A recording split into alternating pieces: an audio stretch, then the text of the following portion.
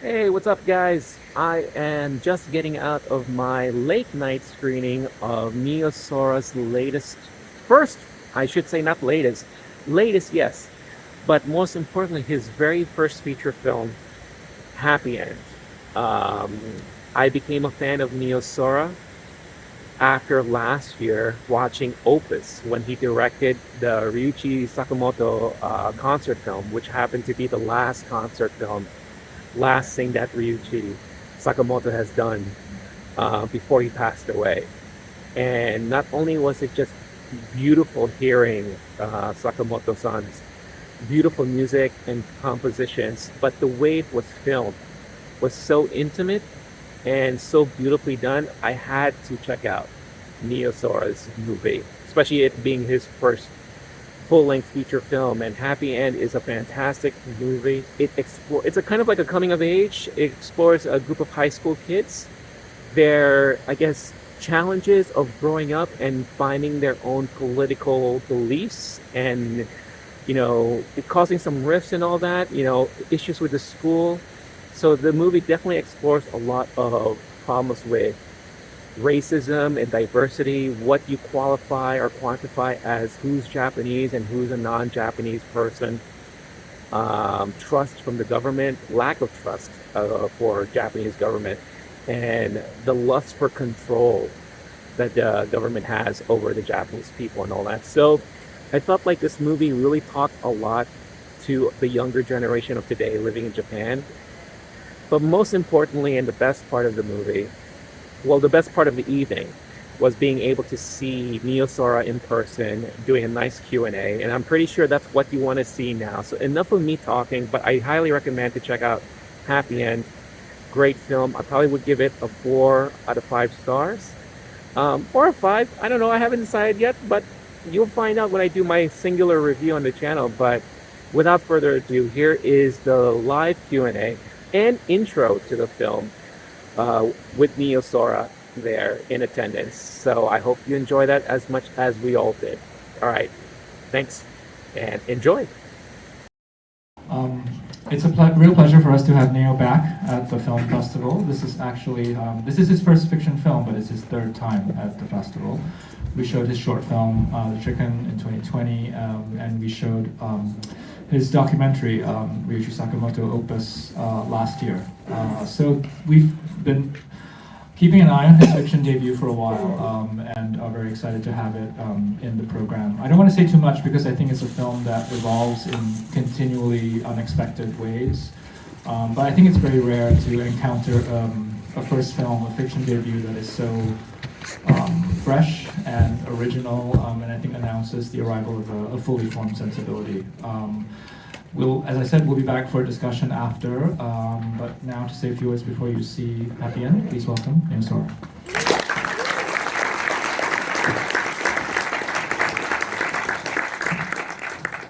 Hi everybody, I am Neo Sora, I directed the film. I was born and raised in New York, and as a New York cinephile, New York Film Festival is definitely hands down one of my favorite film festivals ever, anywhere. So it is such a pleasure and honor to be able to present Happy End here to you all back in my hometown. So thank you, Dennis, and thank you to all the programmers and all the workers here at the festival. I did want to use this opportunity to call your attention to one thing, which is towards the decision makers at New York Film Festival. I signed an open letter called the Open Letter to the New York Film Festival to End Complicity in Israeli War Crimes, which is hosted Tuesday. A bunch of filmmakers, including me, we noticed that one of the contributing sponsors of the festival is an organization called Bloomberg Philanthropies, which has a city leadership training program that trains mayors in the illegally occupied territories of Palestine and the West Bank. And I urged the decision makers at the festival to drop the sponsor because ultimately, I think cinema is about human dignity and to portray humans in the fullest light. And I think what is going on in Israel and Palestine is robbing Palestinians of this humanity. And I don't want this festival to also be complicit in art washing. Yeah. So, free Palestine. Free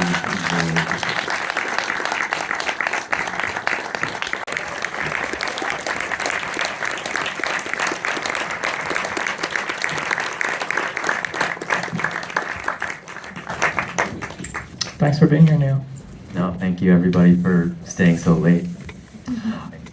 I'm just going to set it up maybe by asking you a few preliminary ones. I think every time a young filmmaker makes a film about adolescence or like the formative years of the characters, there is this temptation to read it through an autobiographical lens. And I'm wondering if that's something we should do or not in this case. It's embarrassingly influenced by my own childhood. I think people who know me will recognize so many of the scenes. I played Jenga in high school as a drinking game, and a close group of like 5 or 6 friends. But I wasn't as rebellious as these kids, I'd say. This was a film that you actually wrote or started writing actually a while back, right? Before you made Opus, before you made your short film. Is what ended up on the screen close to what you imagined? When did you actually start?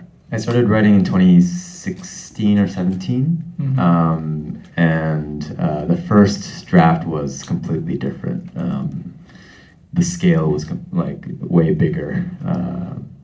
There was like a whole arc where Ko joins like a rebel militia in the mountains and stuff, which I cut out of the film pretty early on. Save that for the next film. Exactly.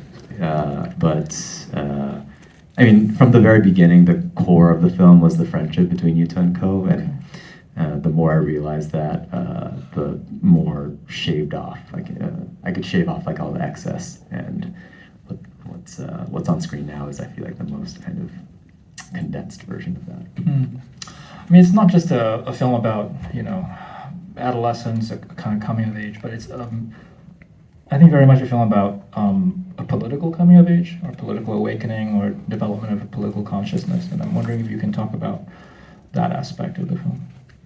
Yeah, I mean, the core of the film, I would say, is the dissolution of the friendship between Yuta and Ko due to Ko's political awakening, and I'm sure a lot of people have these like moments where these awakenings happen, but for me it was really 3/11. So the Fukushima disaster in Japan, the earthquake, tsunami, and then the nuclear disaster for me, which made me kind of open my eyes to these like structural issues of the climate, but also how capitalism works to like bring these infrastructure projects to like rural areas so that urban centers can like use that, and that also led me down the path of researching like earthquakes in Japanese history, and something that was really important for this film is learning about this incident in 1923 in Japan on September 1st, where there was a earthquake called the Great Kanto earthquake that happened. But that resulted in a massacre of Zainichi Koreans. So about 6,000 Zainichi Koreans or more were murdered by bands of Japanese vigilantes, but also police. And it was fueled by this colonial resentment against Koreans that Japanese people had at the time, because South Korea was a Japanese colony. And all these laborers were coming into Japan, both voluntarily, but also some were forced. And I think that kind of repressed resentment really came out during this natural disaster of the earthquake. And so that was the kind of initial, and there's like a really big problem that Japanese politicians, the Tokyo governor, but also people higher up in the government are trying to hide that incident and erase that history. And so really learning about that and researching that was kind of the starting point of thinking about the backdrop of this film. you mentioned that, the dissolution of a friendship being the core here, and I'm wondering if, not to get too personal about it, but I mean, since you've already acknowledged the autobiographical element of the film, I'm wondering if this political awakening of yours led to you having to navigate friendships in different ways, or if you would, I don't know if you're comfortable saying how. Yeah, for me it was not in high school, but it was in university, and as I kind of like honed my own politics, and my friends around me also did the same. I definitely had both experience of kind of like pushing people away, or like creating distance from myself to my friends, certain friends, but also vice versa, having like a very important friend of mine like cut me off as well, due to political differences. And I, I think, like, intellectually speaking, I totally understand why those kinds of things like had to happen, or why we needed to like part ways for now or something like that. But it still is a really emotionally difficult thing to have to navigate. And right when I was learning about these kinds of incidents in Japanese history, like that, those were the emotional things that were happening in my psyche. And so all of that was kind of like swirling around me that by the in like kind of 2016, 2015, which really is what led me to start writing the script. Can you say a little bit about? It's very much about these two characters, but they exist within a larger network of characters as well. And if you can you talk a little bit about just situating them within this ecosystem? Yeah, I mean the main protagonists are Yuto and Ko, obviously, but the three that surround them are equally as important in my mind. And the friend group as like a unit, as almost like a unit of a family, was really my experience of growing up in high school, and kind of having that whole group be together was so important to the social fabric of my upbringing. And each person in that group provides like a very different kind of worldview and perspective on how we see the world. Everyone also comes from different backgrounds, and different, both racial and ethnic, but also like economic backgrounds. And for me, like at the time growing up in high school, I was not really political of a person, but now looking back on my time, I could, I really have like the framework of kind of like understanding those relationships within the dynamic of these like structures of society, which I feel like has given me a new perspective on those friendships, but not in a way that would like undermine those relationships that I still have today. And your young actors, can you say a bit about casting and them and working with them? Do they have much experience? So for the main five, everybody but the kid who played Ata-chan are non-actors. They're either so Sheena, who plays Ming, is a photographer in New York, actually, and the other three were models. But the casting process took a really long time, because I decided I really wanted to trust my gut instinct, and so all of the decisions were really like almost like a love at first sight. They would walk in the room and I'd be like, "This is the kid." And then we would check their acting just in case, but but they were all really good, actually, surprisingly, and like really natural. And a lot of the times, I don't know, in my experience, like Japanese actors tend to pick up like bad habits through TV acting, but these kids didn't have that at all, so it was like a really nice, like almost like a blank slate. But then I would talk to them, and a lot of them ended up having or sharing similar aspects of their own lives with the characters. So yeah, like for example, the kid who plays Ko, he recently, at that time, discovered that he was part Korean.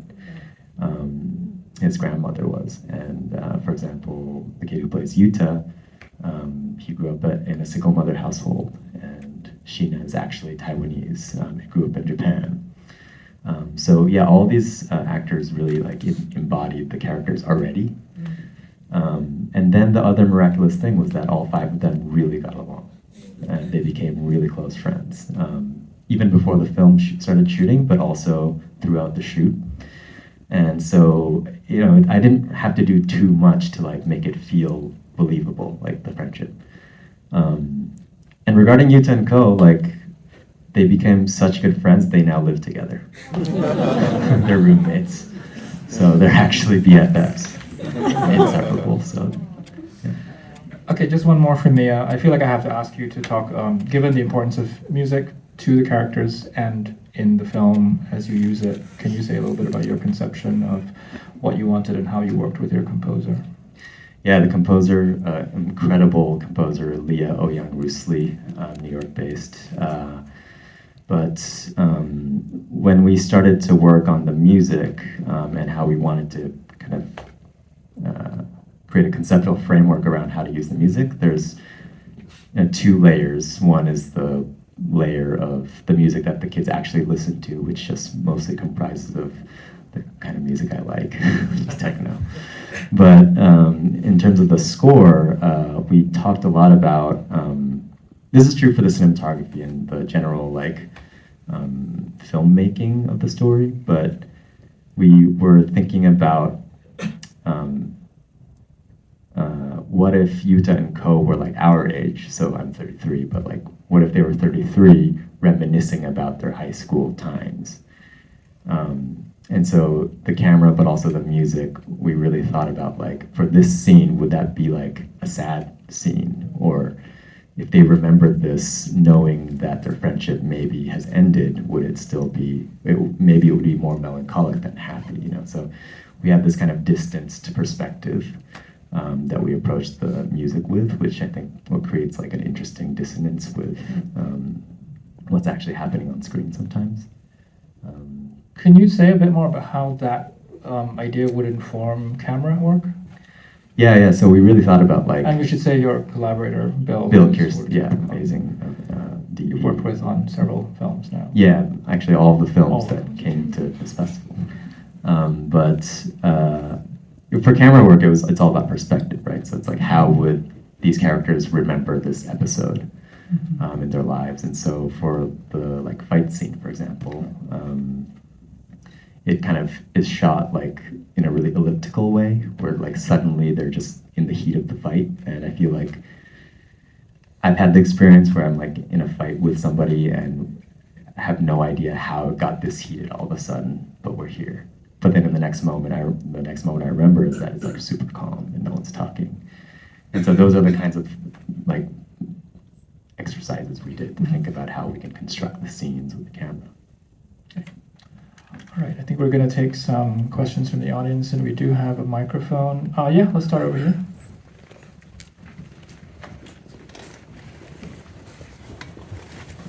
I love the film. I thought it was amazing.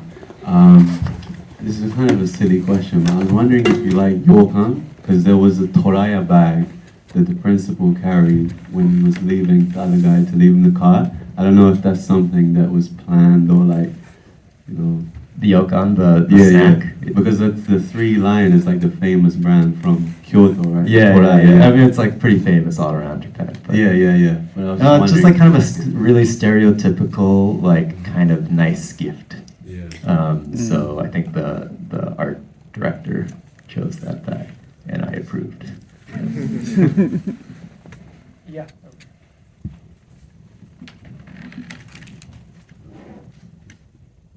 Thank you. One of my favorite moments in this film is when the student decide to go with the sitting with the principal or not to go there. And really impressive is the Ko moment. He decide like not to go there immediately, but come back later. I think it's a moment about to be or not to be. And for this film, I think it's about political awakening. And but I think this kind of film can be more possibly made in a place where freedom is pretty good. Then you can make a movie about political awakening. But this kind of movie is most needed in a place where freedom is actually highly limited. So for filmmakers in that kind of state where freedom is highly limited, they have a lot of moments, like close moment, it might be too risky to make a film like the film you make, or like I just wonder what kind of suggestion will you give to filmmakers in places not very free to go there, or to wait for a good moment, not be risky. Yeah, that's my question.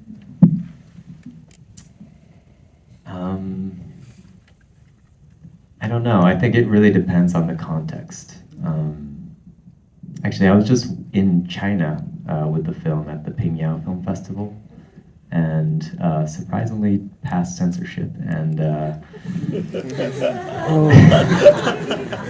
Oh. and but everyone seemed to really like the film there, the young people especially. And so I think, yeah, maybe what you're saying, where a film like this being needed in a place like that, maybe was true for the audience. I don't know as a filmmaker though, like what I would suggest to people living in these circumstances, because I feel like it's just completely different. But it seems to be that everybody,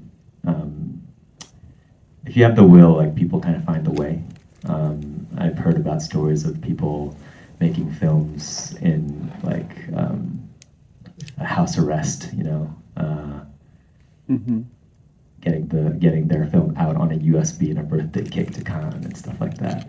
So I think there's a way if there's enough creativity behind it, but it just depends, I think, because some people it's just too risky. You know? I don't think, yeah, you should risk your life to necessarily make a film unless you really, really, really need it. Yes, right here.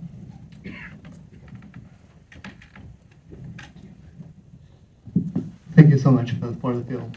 So kind of just to build upon that question, so throughout the film, I feel like there's a lot of like issues and political, like sociological issues being tackled on. Some of them are related to like contemporary Japan, and some of them I can found like, for example, civilians in other part of the world as a like much larger issue.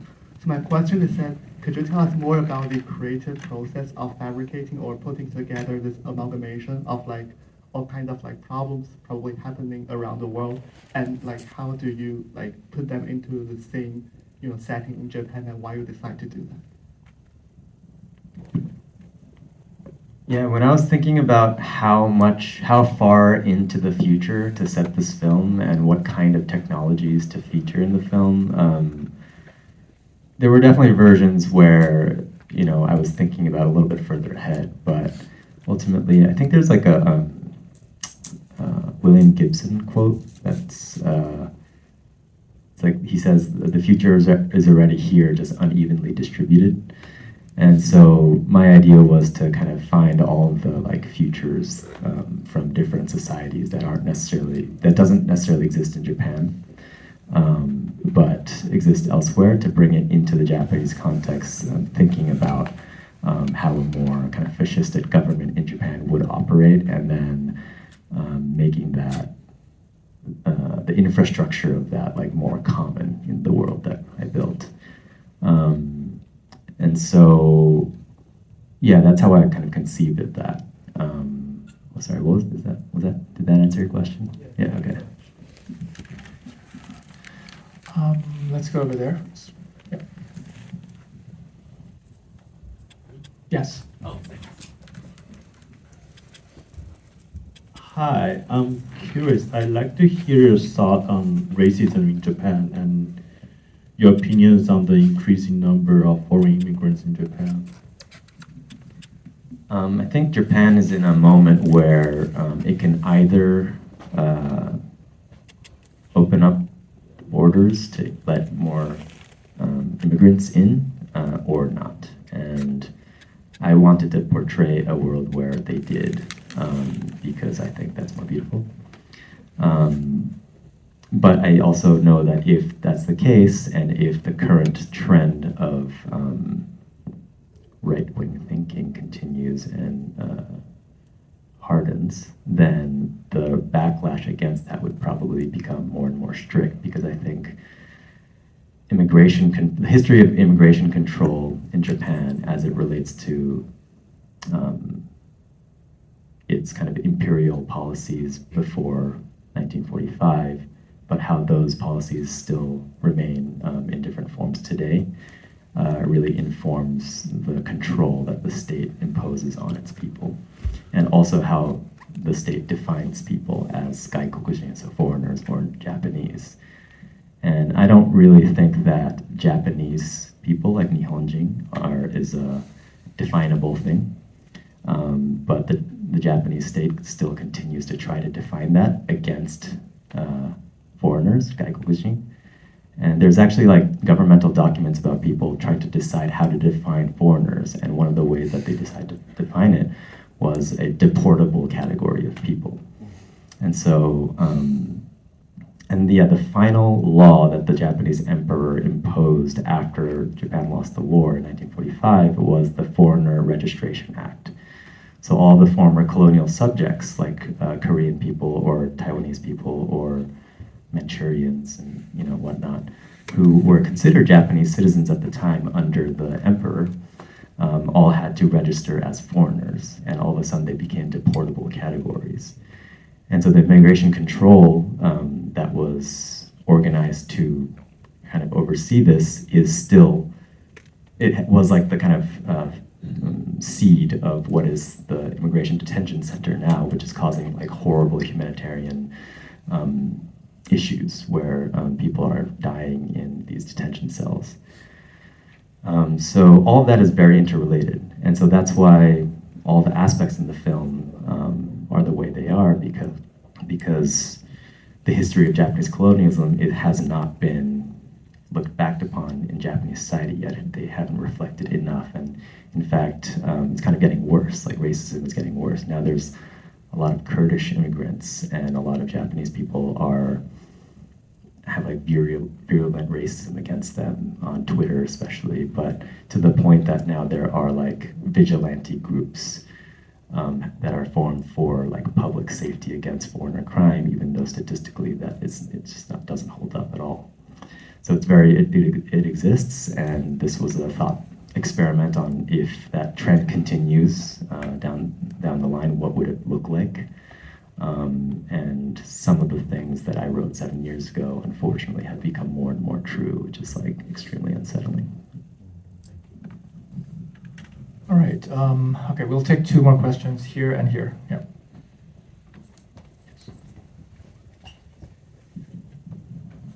Hi. I was just wondering if there were any scenes you wish, or political themes you wish you had explored and sort of like kept in the movie, and can we get a peek of your next project? Thank you. Political themes that I wish I explored more? I don't know. I'm not sure. I'm kind of interested,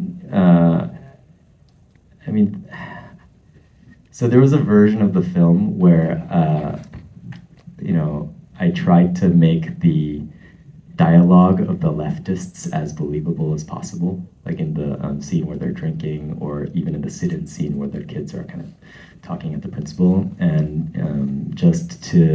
in the service of realism, I wrote a version where it's like they're kind of speaking about theory and like Marx and stuff like that. And I wrote it and I read it, and it turned out it was extremely boring, because the way leftists speak are kind of boring sometimes. And even in the sit-in scene, like I think in reality they would probably have been arguing about like policy in the school, and like the students' demands, and they would have read the demands and all that stuff. And the way to resolve that scene would have been after like long hours of discussion, for them to come to some kind of preliminary agreement where the principal agrees to think about taking the surveillance system down. But then again, I wrote that and it turned out it was extremely boring. And so I want to kind of explore if there are really engaging ways through these like battles of dialogue that these fights, like political fights, basically could be resolved. That would be interesting to try to do. Next project. I'm not 100% sure yet, but I like comedy. I like humor.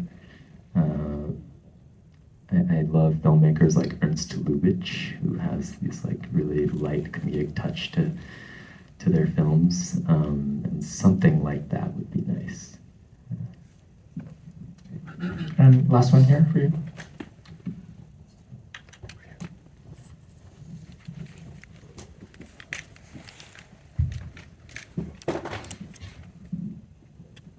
Thank you, director, to bring us such a beautiful story and piece.